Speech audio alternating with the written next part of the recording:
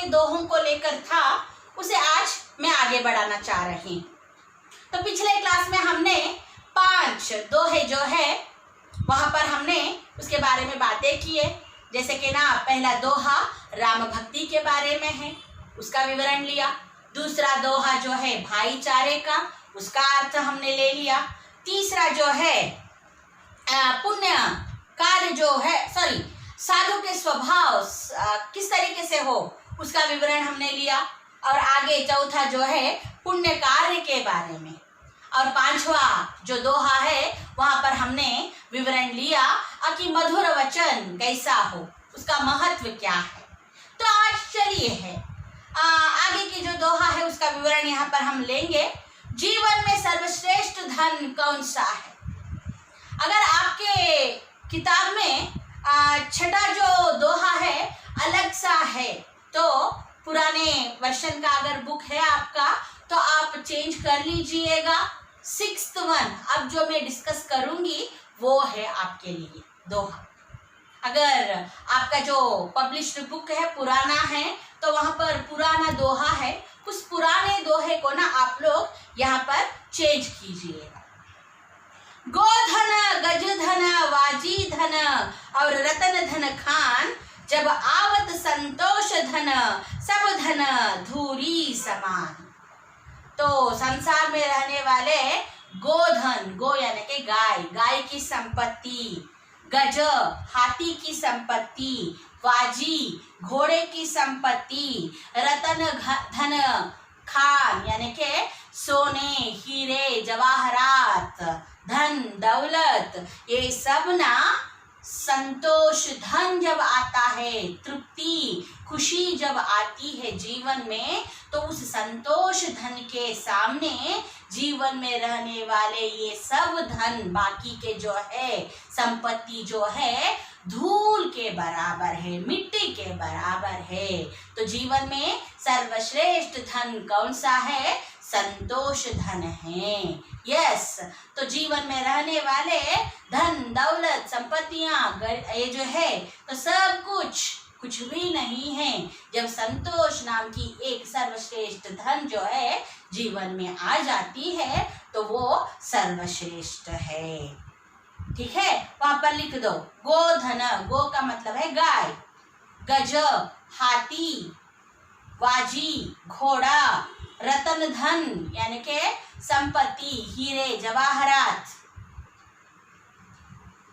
धूरी धूल मिट्टी समान बराबर।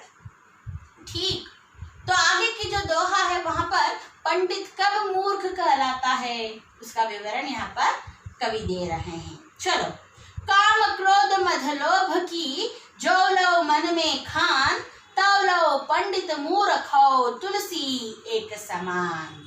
तो जब तक मन में काम क्रोध मद लोभ मात्सर्य रहेंगे, अरिषड वर्ग जो कहते हैं हम, काम यानी कि बुराई, क्रोध गुस्सा, मद यानी कि अहंकार, लोभ लालच, जब तक ये रहेंगे मन में तब तक जितना भी पढ़ा पंडित क्यों ना हो वो मूर्ख के बराबर है।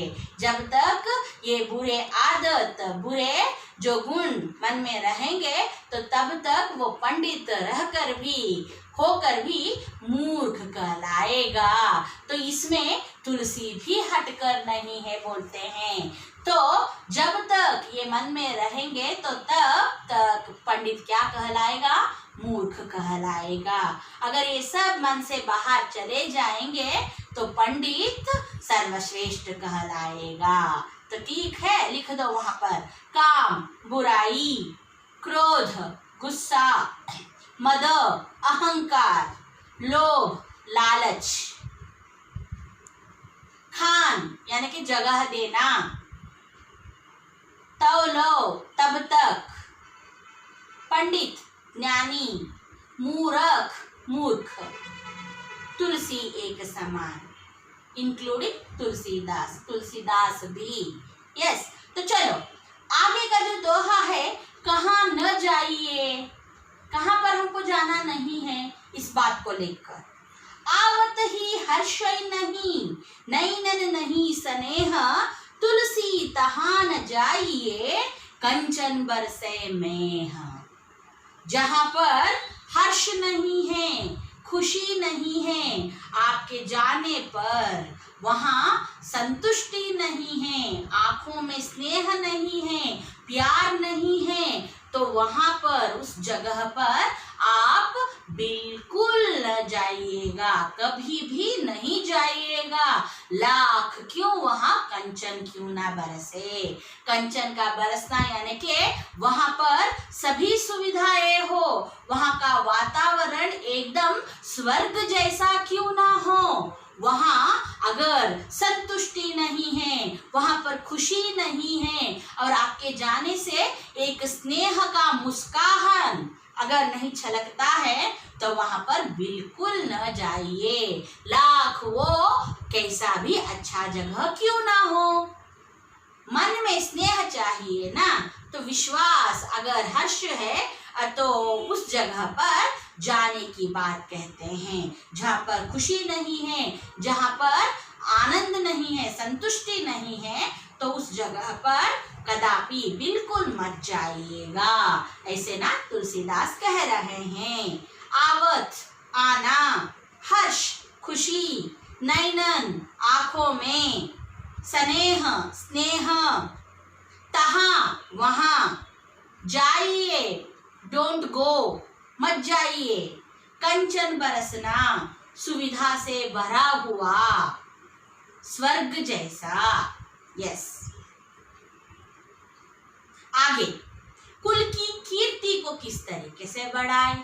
मनुष्य की कुल है, तो इस मनुष्य रूपी कुल को आगे कैसे लेके जाना है। देखो, तुलसी कबूहु ना त्यागिए, अपने कुल की रीति, लायक ही सो कीजिए, ब्याह बैर अरु प्रीति। यस, कुल की कीर्ति को बिल्कुल बढ़ाना है, आगे बढ़ाना है, और इसको कभी भी त्यागना नहीं है, इससे हटके बाहर नहीं आना है। तो कुल कैसा है उसके लायक ही वैसा ही करना है। मनुष्य कुल में अगर हमने जन्म लिया है तो मनुष्य के जुड़े हुए कामों को ही करना है।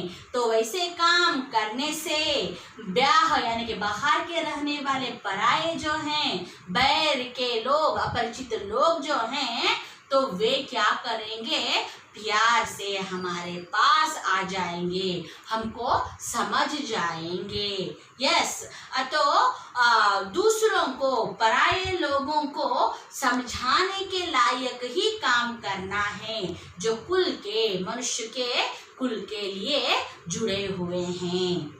ठीक है, तो उसको त्यागना नहीं है।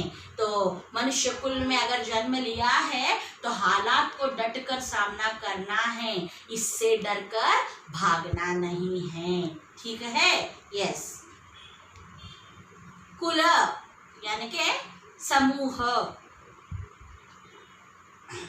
रीति पद्धति मेथड, लायक अच्छा सा, ब्याह बाहर के, बैर पराये, अरु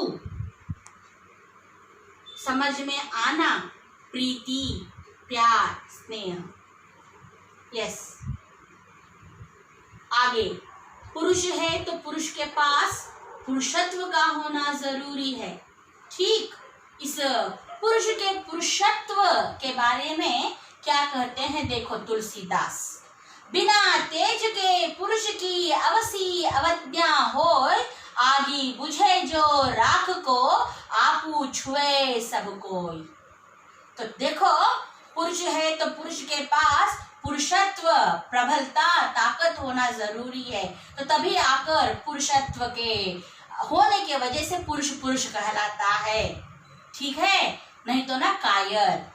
तो समझो, अगर पुरुष प्रबल नहीं है, ताकतवर नहीं है, तो उसकी अवस्था अपमानजनक है हर तरफ।